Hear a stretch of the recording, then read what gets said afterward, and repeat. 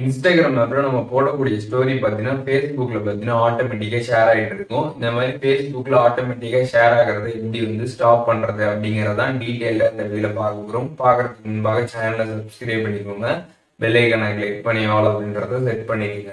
வீடியோக்குள்ளே போகலாம். Instagram app open பண்ணிடுங்க. ப்ரொஃபைல் பேஜ் போயிட்டு சைடில் இருக்கக்கூடிய 3 லைன்ஸ் பட்டனை கிளிக் பண்ணிடுங்க.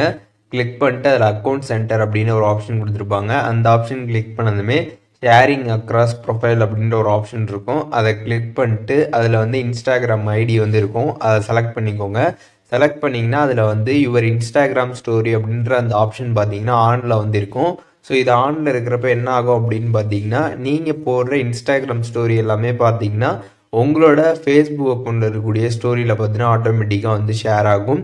ஸோ அதனால் பார்த்தீங்கன்னா இதை நீங்கள் வந்து கிளிக் பண்ணி ஆஃப் பண்ணணும். ஒன்ஸ் இதை நீங்கள் ஆஃப் பண்ணிட்டீங்க அப்படின்னா அதுக்கப்புறம் நீங்கள் இன்ஸ்டாகிராமில் போடக்கூடிய ஸ்டோரி எல்லாமே பார்த்தீங்கன்னா இன்ஸ்டாகிராமில் மட்டும்தான் வந்து இருக்கும். ஃபேஸ்புக்கில் பார்த்தீங்கன்னா வந்து ஷேர் ஆகாது.